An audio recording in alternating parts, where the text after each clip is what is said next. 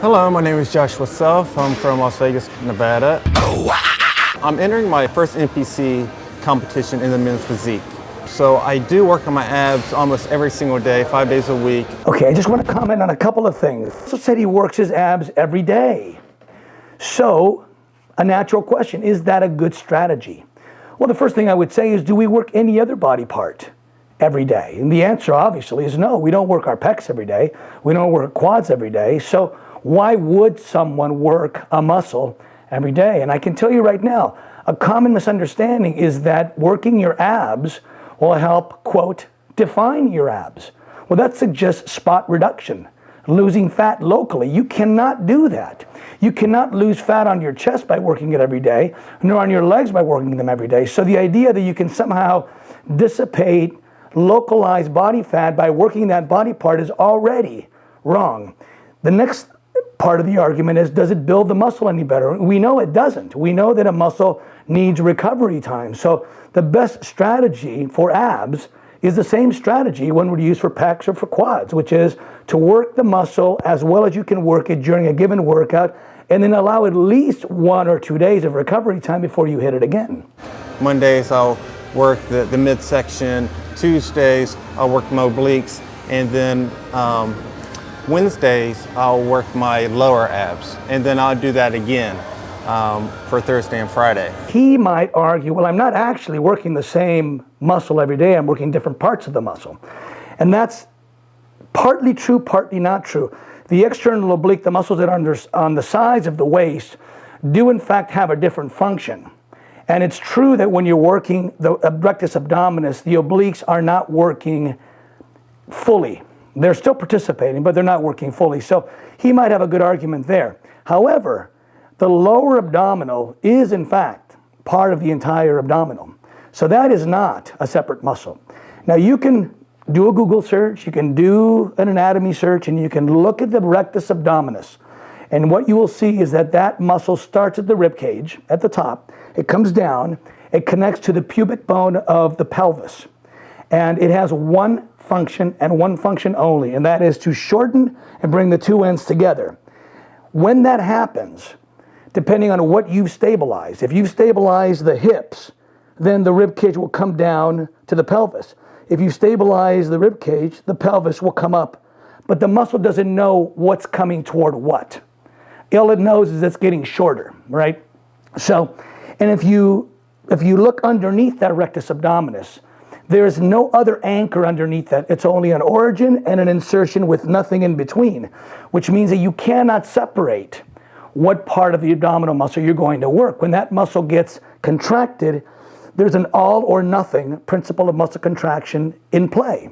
It's no different than if two people are having a tug of war. It doesn't matter if the guy on the right is winning or the guy on the left is winning, that rope has even tension throughout. You couldn't say, this guy's winning and therefore this end is tighter on the rope, or that guy is winning, and so it doesn't work that way. But it's a very, very, very common mistake to assume that if you work your lower abdominal muscle, that you will somehow add ridges, notches to that lower part. That's also impossible, right? If you've done a cadaver dissection, you would see that there's a fibrous divider that is in that sheet of muscle that is there from birth. You cannot add fibrous dividers, just like you can add a bicep tendon or a ligament. So if you don't have a fourth row of abs, or even a third row of abs, given that you've gone fully lean and can already see what you have and don't have, you cannot add any more fibrous dividers. So the question becomes, why work the lower ab? What is it that you're trying to achieve? If you cannot achieve a fourth or a fifth row of abs, what are you trying to do? You can't spot reduce that lower section. There is no logical reason why a person should try to work the lower abs, aside from the fact that it's also physiologically impossible. I use heavy weight, I'll do low reps with heavy weight, I'll use lightweight with a lot of reps. So when I say a lot of reps, I'm talking about maybe about 30. There used to be a belief that heavyweight built muscle. And there's a lot of research right now in this thing called time under tension, which means that when a muscle has been in the process of a set, getting more and more fatigue under time that there's more development of the muscle, that it thickens more. There are examples of each. There are examples of guys who have made muscles very, very big by going heavy for low reps and vice versa. And it depends a little bit on genetics, but just a quick anatomy lesson here. The way it happens is this. A muscle fiber, which is also known as a myofibril, is the actual muscle that's doing the pulling. Around it, there's this thing called the sarcoplasm, which is basically like a little fuel tank. And these studies that have been done where they show that muscles grow as well, sometimes better, with time under tension, are showing that the sarcoplasm around the myofibril is actually what's growing. We don't actually care, right? We want a visual result. So what I've observed and what I suspect is that big-boned people, endomorphic people, have more capacity to grow with heavy weight and low reps because their myofibril responds better to heavier weight. People like me, people like Josh, people that have a smaller frame, ectomorphic or mesomorphic, we tend to have less capacity for myofibril growth. And we have more capacity for sarcoplasmic growth.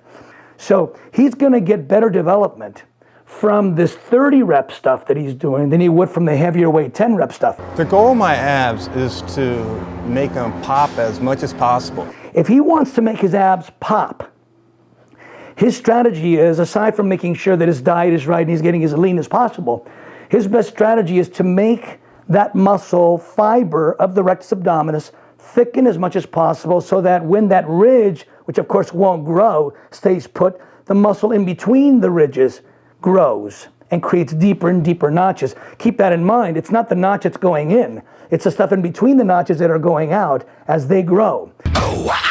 This machine is a relatively common ab machine, and it jackknifes. It has one pivot spot, just like a leg extension would.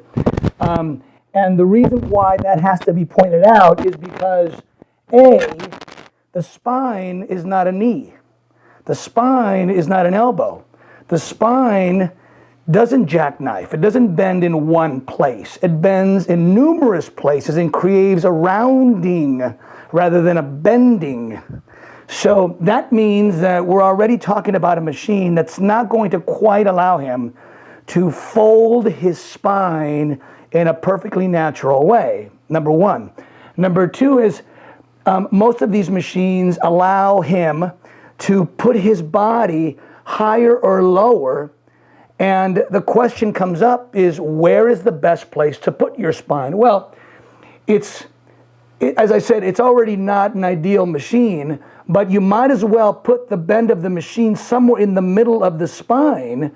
So at the very least, half of it is above the bend and the other half is below the bend. And then you're bending in the middle of the spine. The mistake people often make on this is that they get too high on this thing, and then the bend of the machine, the pivot, is down by his hips. But again, this type of machine is not as comfortable nor quite as productive as some of the other exercises that we'll be looking at. Now what he's doing here is a regular sit-up, but you can see that what's happening is he's not only bending at the spine. In other words, in fact, he's not even doing it as much as he could be doing it. Ideally, what he wants is to bring as much of the rib cage towards the pelvis. He wants to close this distance as much as possible. Instead, what he's doing, he's almost focusing more on bending the hip. So the abdominal muscles are being activated, but more isometrically than dynamically. That means they're holding the tension in the spine, preventing him from flopping back as another set of muscles is actually lifting his torso. The abdominal muscles do not lift the torso. They do not flex the hip. They don't cross the hip joint. They only flex the spine. They round the back, and then they allow the span. So this muscle expands when the spine opens up, and it contracts. So what he's doing, and this is a perfect analogy, what he's doing is the equivalent of someone who wants to work their bicep, but instead of bending at the elbow, instead bends it a little bit, because he's bending his spine a little bit, and then does this. So now he's bending at a joint that isn't part of the bicep. This is where the bicep does the action, at the elbow. Instead, he's got tension in the bicep or the abdominal muscle so that this position in the elbow or the spine is maintained while another muscle does the majority of the work. In this case, it would be the front deltoid. So this is a very, very common mistake that people make because they think that a muscle has to, that a movement has to be long in order to be complete.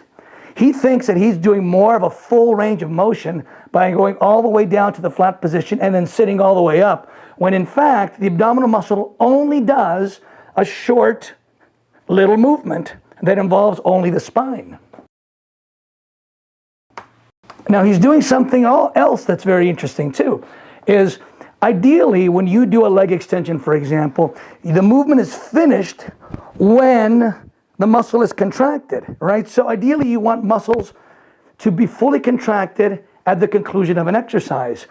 For an abdominal muscle to follow that same logic, his spine should be as bent as possible when he's in the concluded movement. Instead, what he's doing is he's coming up and he's opening up. It would be like me trying to work my bicep, and once I get to the top here, instead of closing that arm, I open it up. Can you imagine? You're literally taking away the contraction of the bicep when you most want to have it. That's what he's doing. He's literally releasing the tension on the abdominal muscle or the contraction precisely at the time when he most wants to have it. Okay, I want to stop it when he's at the bottom, because when he's at the bottom, he's lower than he would be if he was flat, all right? There's a simple rule in physics, and by the way, biomechanics is all about physics. Simple rule in physics that says that when the lever is perpendicular to resistance, it's at its maximum. When it's parallel to resistance, it's at its minimum. And everything else in between is percentages, right? So in other words, if he was hanging straight down, he'd be at 0, and when he's horizontal, he's at maximum. But right now he's below horizontal, which means he's slightly below maximum. As he comes up, he will enter a maximum position, and from that point forward, it'll start to decrease. It would end up at 0 again once he gets to a straight up and down position. If he doesn't get to a straight up and down position, he's got a little bit more resistance than 0. Okay, so what I've discovered is that the best way to work the abdominal muscle is with a resistance that maybe starts out with the most, but ends with the least. And the way to do that is, instead of declining it this way, to actually incline it, to take it the other way so that his feet are lower than his hips. And that way, when he gets into the contracted position, he can really bring his rib cage as close towards his pelvis as possible and really flex that abdominal muscle the same way he would flex his bicep or his tricep at the end of a good repetition. But what's going to happen here is, you're going to see when he gets to the top, he's not fully curling his spine. He'd be able to fully curl his spine better if his legs were down here somewhere. But the problem is that we have this mentality that says harder is better, easier is less good. And there's such a thing as an ideal amount of resistance. In building muscle, there is an ideal amount of resistance that you must be able to control, you must be able to flex with it, and you must be able to do enough repetitions with it to cause sarcoplasmic stimulation of that muscle, which is the fuel tank around the muscle fiber. My feeling is, if you're trying to build muscle, and a sit-up, is something kind of misleading because there's so much hip flexor involved, you might think, oh, I can do 20, 30, 40 of these. Yeah, but it's not the abdominal muscle that's doing all of it. But on any exercise, if you cannot do clean, unassisted repetitions in excess of 20 repetitions, the resistance is too much. And our goal here is to build muscle, right? To develop muscle. You cannot develop muscle very well with low reps. And besides that, it's hard to control the form.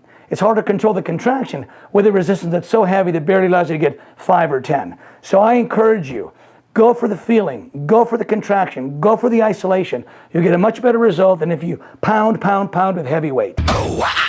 He's doing a leg raise, presumably for the lower abs. Now ask yourself, as you watch that, how much of that is spinal movement versus leg movement? 99% of what you saw moving was legs. The abdominal muscles don't even connect to the legs. They don't pull on the legs. What's happening is the abdominal muscles, and I don't mean the lower abdominal muscle, I mean the entire rectus abdominis, is stabilizing his spine while he's doing that. Now, yes, at the end of the movement, he is pushing his tailbone forward a little bit. He is therefore shortening the abdominal, contracting the abdominal muscle a little bit. He's certainly feeling it there, right? But primarily, if he didn't have an abdominal muscle there, his spine would recoil the same way a gun recoils if you shoot it. When you lift someone to the front like this, the automatic response of the spine, if it was not fixed with the abdominal support, is to kick backward. So he's feeling the exhaustion of a muscle that's being under isometric tension. But the muscle that's doing the leg lifting is another set of muscles altogether, the hip flexor muscles. So again, from an efficiency standpoint, why would you do an exercise that takes you, let's say, $100 worth of cost and gives you back $15 worth of benefit? There is a lot of misinformation out there. And I always let people off the hook. I don't expect people to know biomechanics unless they've studied biomechanics, right? What people like Joshua do is the perfectly normal, natural thing for people to do. You see an ab machine, and the assumption is it wouldn't exist if it didn't have a function, if it didn't have a benefit, right? Now, I can tell you firsthand, I've talked to some of these equipment companies, and they've told me point blank that they make machines for a market. As long as it sells, they'll make it. Clearly, there is a demand for abdominal machines, for abdominal solutions. And if you can sell a machine that someone will believe might help them, they'll give them money for it, and it'll continue being made. It's not until somebody comes along and disproves the value. And by the way, I don't mean to suggest that this abdominal machine or anything else is worthless. Everything has a worth. The question is, what has more worth? Why waste time with an exercise that on a benefit scale of 1 to 10 only has a 2 or a 3, when over there's a perfectly good option that gives you a 9 or a 10 benefit? Should you do both? No. My feeling is you shouldn't. You should do what works best, exhaust that 1 best or 2 best exercise as best as you can, as fully as you can, and don't waste your energy. Because it's about, at the end of the day, it's about energy. You need energy to get you through the workout, and then you need energy to rebuild. And if you overspent your energy, you won't have enough to build with. He's doing kind of a side crunch. He's doing it on the machine, but you can easily do it on the ground with just your torso weight. The rectus abdominis, as we said, is in the front. On the side, you have the external obliques. Now, the external obliques basically control side-to-side movement and anything in between the side movement and the front movement. So there's all of this range that they cover. So he's doing it somewhere in between, perfectly to the side and perfectly to the front. I don't feel that there's much capacity for change in that muscle. Personally, I think that the external oblique already works a little bit when you're doing the rectus abdominis. I would rather do this either on the floor, or you can grab a pulley from overhead and just pull it down, not with the arm, but with that external oblique. Again, it's a very short movement, but it allows more of a natural movement of the spine as opposed to this jackknifing of this machine. A couple of things about this is sometimes we see people doing a side bend holding a dumbbell in each hand, which of course is nonsense, right? The reason he's holding one is because this muscle is now pulling that weight. The fact that he's off balance is what makes this muscle work. If he held the dumbbell in each hand, he would just be counterbalancing. So forget about that. Whether he has his arm up above his head or not, this muscle right here, the external oblique, really doesn't know and doesn't care. So that's not a critical part of this thing. Again, everything between the straight forward movement and the straight side movement is going to involve this set of muscles right here, called the external oblique. Not those right there, by the way. That's the serratus, and that's actually part of a lat function, which is part of the lats, the back muscles. My problem with this exercise is that it seems that the spine has less lateral movement flexibility than it does forward-backward flexibility. So I have seen more people have back discomfort by doing a side bend than by doing abdominal exercise. So I would just be careful on the degree of bending that he's doing. It's not a bad exercise, but there's more risk if you go too far to either side. Keep in mind, he's not losing fat in the localized area. Whether he knows it or not, All he's really trying to do is develop that muscle so that it's bigger and has more shape to it, more contour to it, so that when he takes the body fat off, you'll be able to see what's there. It's commonly misunderstood, especially in this exercise, because guys are always trying to get rid of their love handles, their spare tire. If I do a side bend, I'll get rid of this blubber. You will not. Here's an interesting one. Now, 99 people out of 100 would tell you he's doing a lower back exercise. He's got a dumbbell. I don't know if you noticed it or not. He's got a dumbbell in between his feet, right? So again, the strategy he's thinking about doing is if I add resistance to this thing and make it harder, somehow his abdominal muscles will become more developed. So, under normal circumstances, you might say, well, doesn't that make some sense? It does. But I'll show you how this mechanics is really sort of making that a moot point. He's coming down with this lever, right? And this weight is at the end of the lever, which means it's being magnified by the length of his legs, okay? His quadriceps are playing a role here. His hip flexors are certainly playing a role here. Keep in mind the hip flexors start on the inside of the legs, go through the spine, through the torso and tie into the front part of the spine. That's why his lower back is popping up. That's one of the reasons why it's popping up, is because when you pull on those hip flexors, it pulls the spine forward. That's where some of those muscles are anchored. So there is some lower back risk to what he's doing. Now, just before he pops it up, all of that is hip flexor. There's some abdominal isometric tension keeping the spine from buckling, but everything you've seen so far up until this point is all hip flexor. Okay, now he's just about to go upward with this. All right, he's starting to lift. You can see the tailbone starting to come up, right?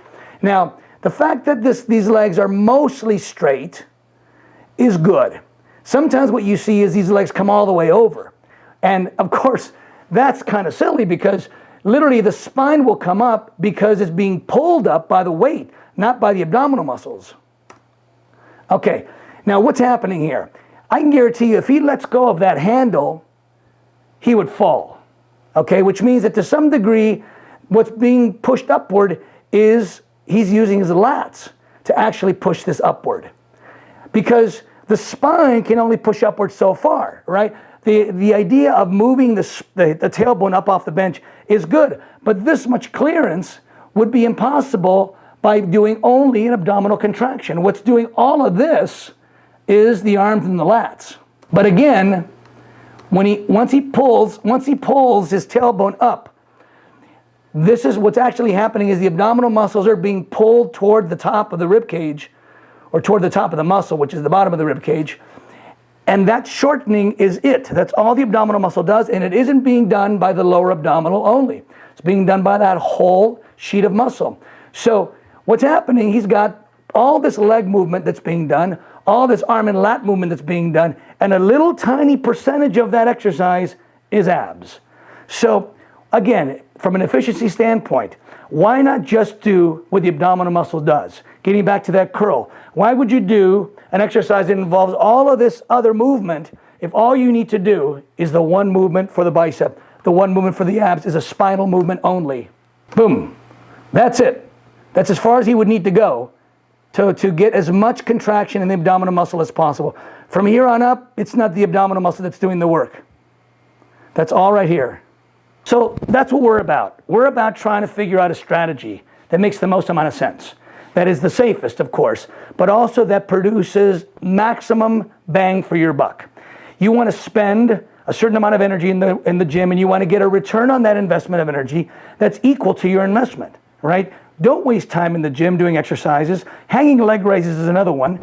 Exercises that just cost a lot of energy, involve a lot of unnecessary body parts, and yet your goal was only to build your abdominal muscle. Too much work, very little return on your investment. Let's train smart.